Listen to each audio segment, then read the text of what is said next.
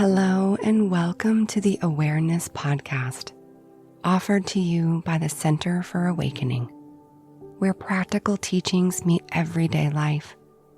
Each week, you'll find simple practices rooted in non-dual teachings, inviting you to rest as awareness itself and discover the peace that's already here. I'm Jody Agard, and I'm so grateful you're joining me today. Before we begin, a quick invitation from the Center for Awakening. Does meditation sometimes feel like one more thing that you're supposed to get right? Quiet the mind, stay focused, stop thinking, try harder. In her new 4-part live series, True Meditation, the recognition of the infinite I Am, Jody Agard offers a radically different approach. Meditation isn't about controlling your experience, but discovering the awareness that's already here. Through self-inquiry, guided meditation, and practical exploration, you'll discover how to relate to your thoughts with less struggle, experience greater ease and clarity, and carry that grounded awareness into relationships, decisions, and daily challenges. Details and registration in the show notes.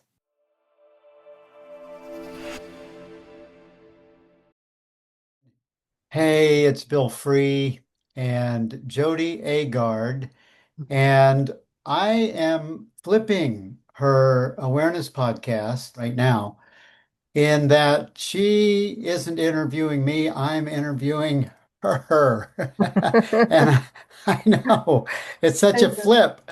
It is. Uh, in fact, even before we opened the podcast, I was asking Jody, am I interviewing you or are you interviewing me? I know. It's Uh, funny to be on this side. right. But one of the things I'm super excited about is you coming to our audience for a full month of not just doing short meditations, but really sharing what meditation is and how important it is for people to understand what it is. And I do have questions for you that would be pointers to your September series.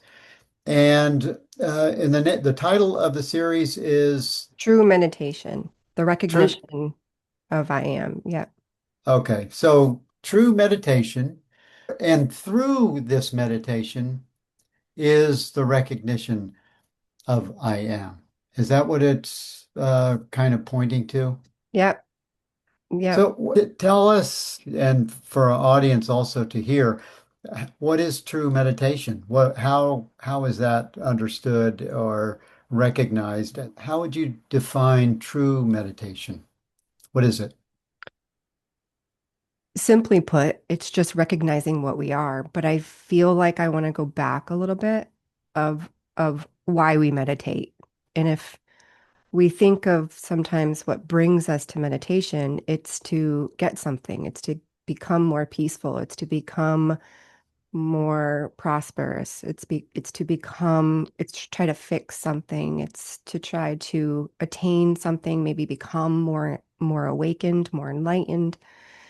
And who is that I that's trying to become something?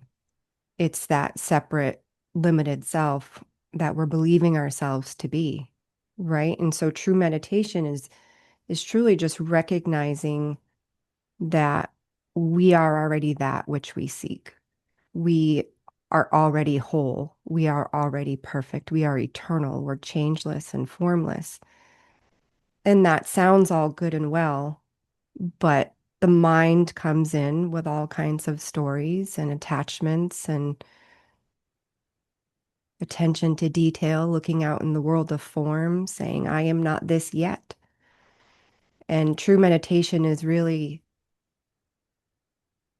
deep. It's so much deeper, but at the same time, it's almost mundane. It's ordinary. It's right here. It's that pure beingness that we are. And so meditation is beyond a pillow. It's beyond these these quote unquote sessions where there's silence. Silence doesn't need to be present. There doesn't need to be any music. True meditation can occur as we're walking into the grocery store or as we're driving. It's just this recognition of this pure being that we are. And then that informs life, that informs the doing.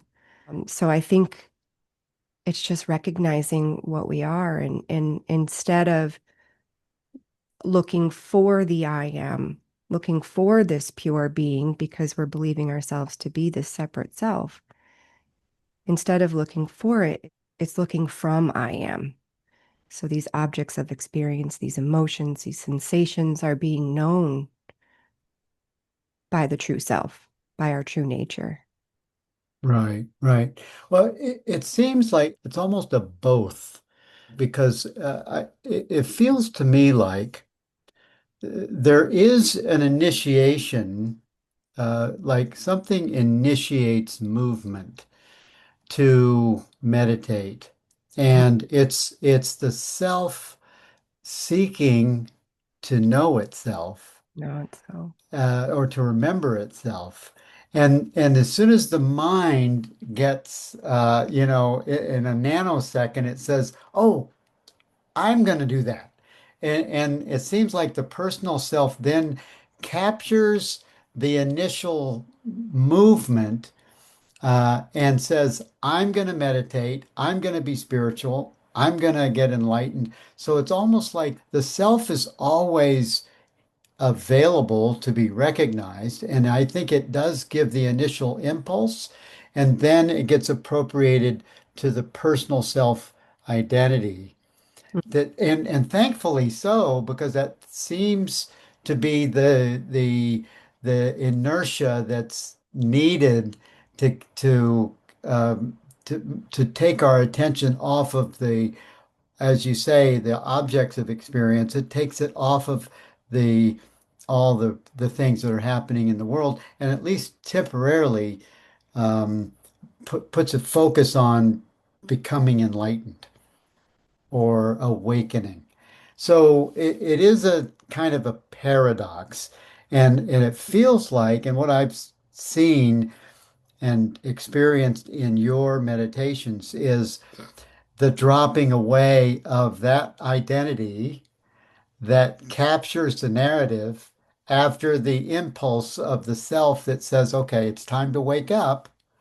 Let's be awake and stay awake. And Yeah. and that's what I love about this series that you're pointing to, is that you're pointing to something that that somehow the personal self-identity is dropped away, or it drops away.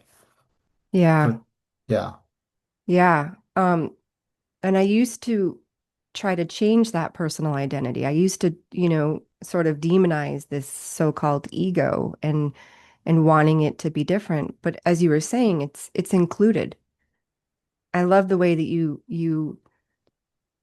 presented that there's this sort of movement behind informing this little I, this character, named Jody and Bill, and it's all included. It's not wrong, it's not bad or good.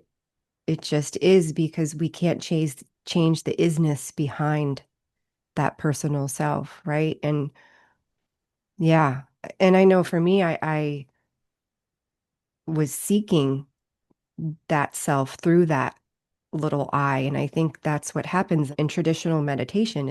And there's nothing wrong with traditional meditation at all, but it's the fixing of the self. It's the further entanglement of the identification of that little self. So, and that's all known and seen and can be included as this little self has, these so-called worldly problems and these sensations and these moods and all of these changing sensations and thoughts. I remember I used to say I wanted a lobotomy because I was so tired of my thoughts. I just wanted them to stop. And that's not needed. It's all Right, excluded.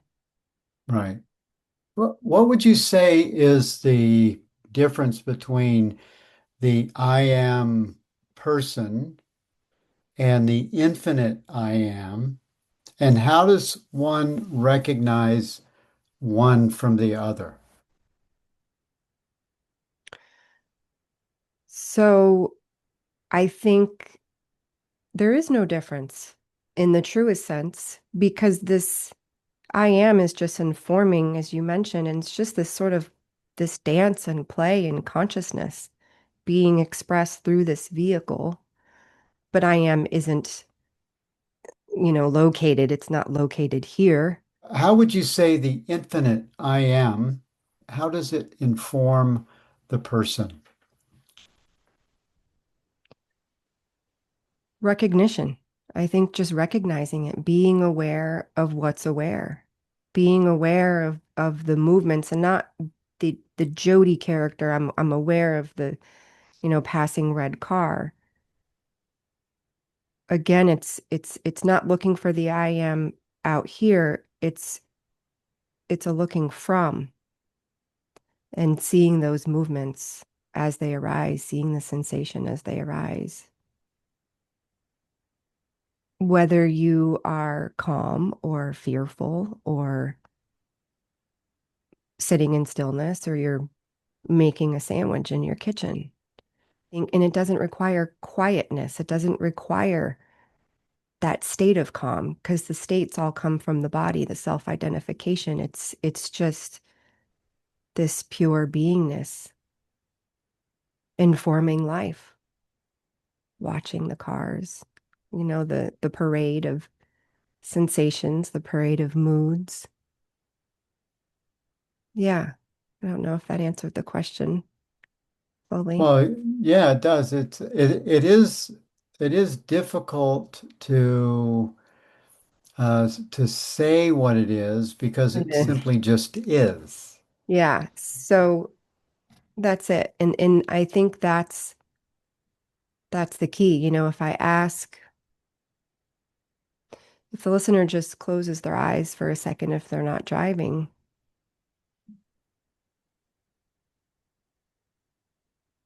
then the thoughts still might be swirling, the questions.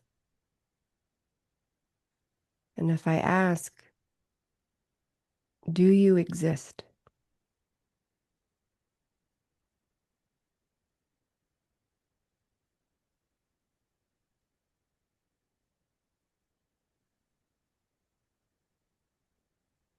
And how do you know that you exist?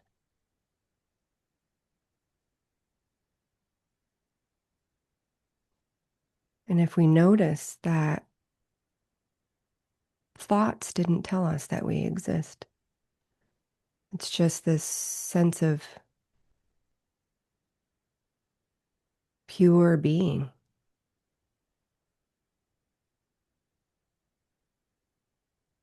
And it's that same pure being that was there before your conception, at the age of 2,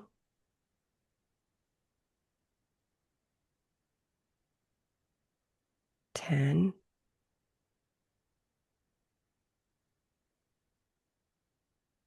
20, 30.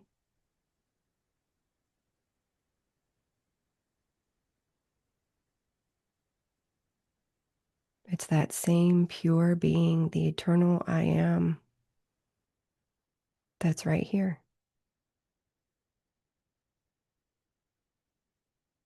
And just noticing that thoughts can't tell you who you are.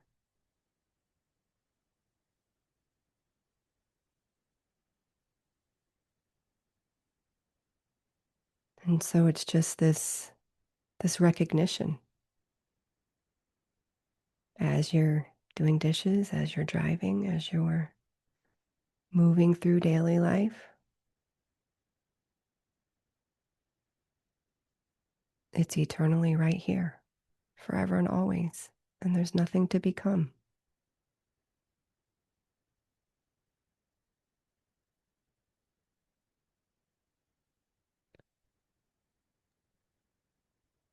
It's interesting the power, the overwhelming power that comes in that recognition and in that sense of seeing. And the seeing, I would say, it's not seeing with visual perception or even with the body's eyes. How would you suggest our audience, your audience that will be coming to these 4 weeks with you, how would you suggest that they implement that gentle seeing that you just introduced for themselves when they're not in your session? I think the most simple way is just being aware of what's aware, sort of being seated in this self, the true self, and watching the parade of traffic. So triggers come up, activations come up. You see something online. Of course, if you look at the world right now, we could have all kinds of stories and feelings about it. And I think the most simple practice is just noticing where you're noticing from. Is it who is the I that's upset? Who is the who is the I that's trying to meditate right now? Who is the I that's just got pissed off at the car who pulled out in front of them? I think it's just a gentle inquiry of where you're looking from. And then, of course, the mind comes in and has all kinds of stories about that. And that too can be seen. That too is known because it's just passing in the awareness of what we are. And what to do in that moment? Don't try to fix it. Don't try to fix it. Don't touch it. Don't change it. Just see it. Just see it with neutrality. See it as this dance in consciousness, just passing through the awareness of what you are. There's nothing to change. There's nothing to remedy. You can just see it. And that's that clear seeing that you had mentioned because again, we have all kinds of stories. I shouldn't feel, especially in this, I think, arena, where we know these things, quote unquote, know these things. And yet I too find myself getting caught up. And I think it's that judgment piece that slowly kind of just falls away because when we're in judgment, we're identified fully with the ego, the separate self. And that too is seen. We can just see the judgment, see this body character having its dance of life and getting triggered and coming back and letting the I am come from, move sort of from the background of experience because it's always there. But when we're triggered, it's covered by the clouds of our mind. And so it's just allowing that to come to the forefront. And it really begins with no judgment. Don't judge yourself for, not being there yet or getting triggered or any of that. Mm, yeah. And a lot of people they do have these profound awareness experiences. And then the trigger comes in, the something, that pulls them right in to the personal self identity, and they think they've lost it. Hmm. What do you say to them? I'd smile and say, I am right there with you and I understand that we can just sort of laugh because that's the self-identification saying that something's gone wrong.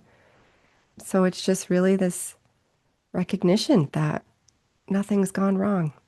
It's never it can never not be who you are. It's the old analogy of the fish looking for water. It passes by the turtle and says, "Hey, have you seen the water?" And the turtle just looks at him kind of cockeyed and said, "It's right here. It's right here." And if we can personify sort of this eternal I am and be like, "I'm right here. It's right here. It's not left. Nothing's gone wrong." I think there's just a deepening. I've seen it in my own journey, this sort of glimpses and just this deeper knowing, which naturally evolves, but it's not something that we need to look forward to or get to because there's nowhere to get to. We are already everything, all that is. So it can never not be a part of us. Right, right. And this series, this meditation series, it's meditation and pointing to the infinite I am presence. How would you say meditation is best practiced in one's own daily experience? I think many pauses throughout the day offers a deepening because if we only give time to meditation practices in the morning, let's say, which is one of my favorites. I love sitting in the recognition in the mornings because I find this state of my mind is the most at one with I am, right? But then beyond that, I think the practice is just through using life. There's so many invitations in life that, it's not about the text and the spiritual texts and the studying and the affirmations and the workbook lessons of A Course in Miracles. It's the true practicing and having this sort of gentle devotion to the I am, not as a practice, a person doing something, but as just this devotion to what we are. So, practically speaking, that is noticing what you're noticing while you're taking a shower, noticing where you're looking from as you're driving to the appointment, being aware of the pure being that you are, just simply recognizing that it's always here, I think is the best use of practice, although the word practice is used loosely because that can invoke the doing mind. But I think it's just in the mundane. It's in the triggers, it's in the upsets, it's in the grievances, it's in the middle of ordinary life. Because in truth, the I am truly is ordinary. It's always here. So it's just recognizing it and kind of dipping in, seeming to dip in and dip out of it. Right. That feels like allowing slowing down to happen. Allow yourself, it's like smell the flowers, Yeah, hear the birds, sit yeah, down and don't be in such a hurry.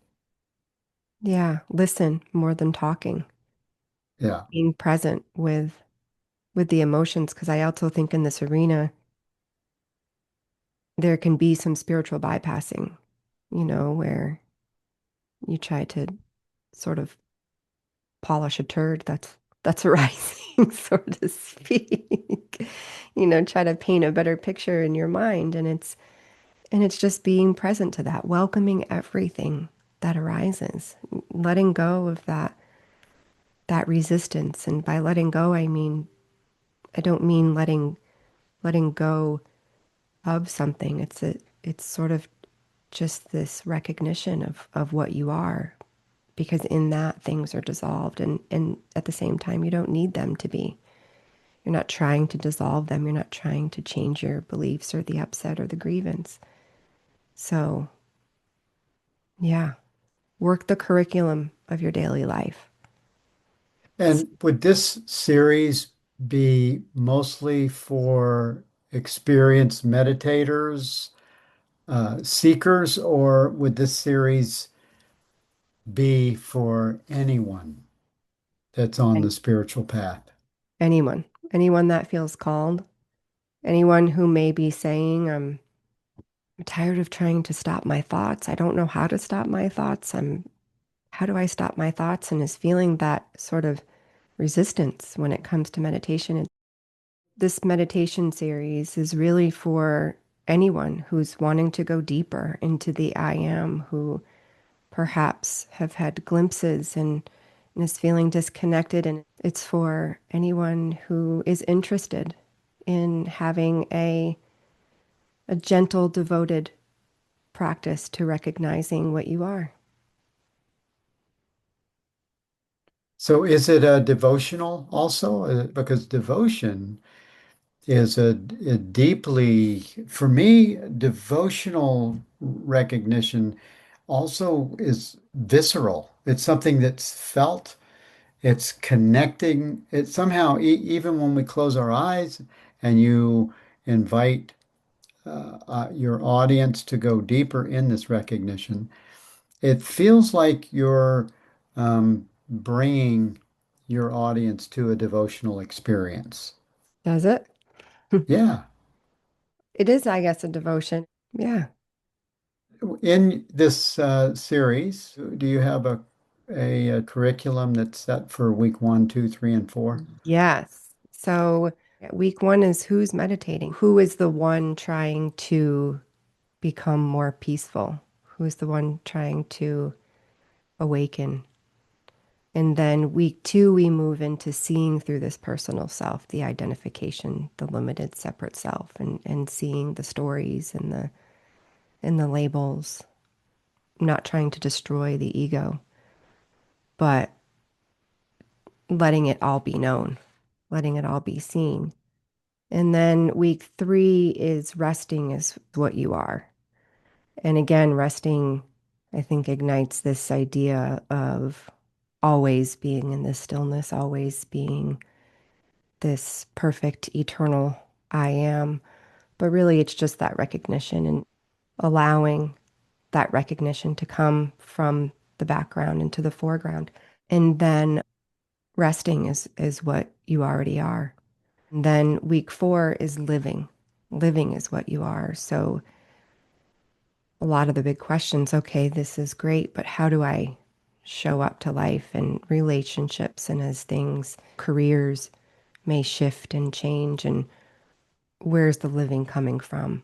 Is it coming from that personal self-identification or the true I am sort of informing this experience? It's more of a way of being. And that doesn't mean it's done perfectly 100% of the time. Right, right. And actually it's only the mind that comes in and says, "Oh, that wasn't quite perfect. That wasn't the way Jody would have done it, or that wasn't the way Lisa or Bill or Rupert would That's right. have said it." So in my mind, the qualifier is that which is aware is in the no judgment zone. That which is aware doesn't judge the character that thinks it's meditating or that thinks it's a seeker or that thinks it needs enlightenment. What would you say is the primary benefit for someone that would join this series with you? I think that the greatest benefit of this upcoming series is a knowing that nothing's gone wrong.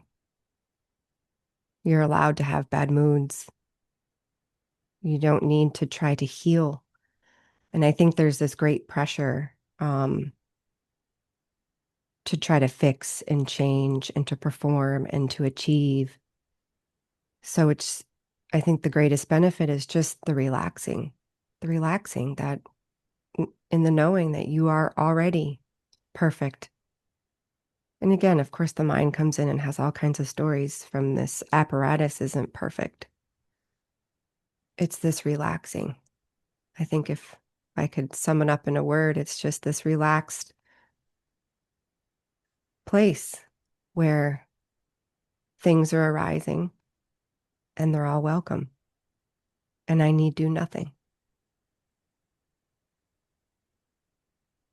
So these are all course terms. Has this understanding become your direct experience? It has. And also, the Jody body mind character wants to say, yeah, but I've had glimpses and there's this deepening and I'm not fully awake like Bill and I'm not fully awake like Rupert. But I've come to understand, thankfully, through you and Lisa, that that's all part of it. It's a part of that undoing. I feel like this path is a undoing. It's a path of subtraction, not adding anything. And there's a lightness about that to know that we are already the light. We are all light forever. So there's no goal, I guess, to try to be like Ramana Maharshi and to get to the quote unquote that level. In short, I'm in the glimpsing phase.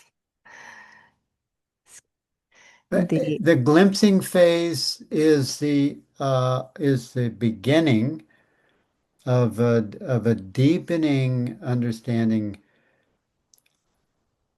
as self, as self-awareness. And I feel that we're always, every day, we're always at the beginning. We're still every day.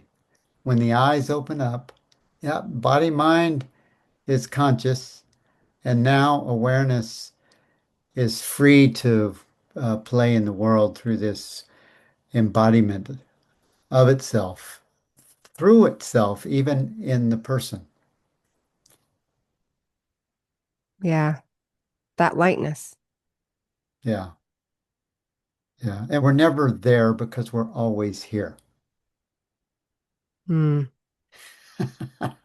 Yes, indeed. Yep. And this has been an awesome conversation.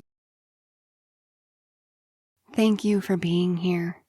I'm so grateful we could share this space together. Before you go, take a moment to notice one simple practice you can carry with you into the rest of your day. And if this podcast resonates with you, be sure to subscribe to the Awareness Podcast on your favorite app. Find us on the Center for Awakening YouTube channel, or stay updated at centerfораwakening.org/podcast.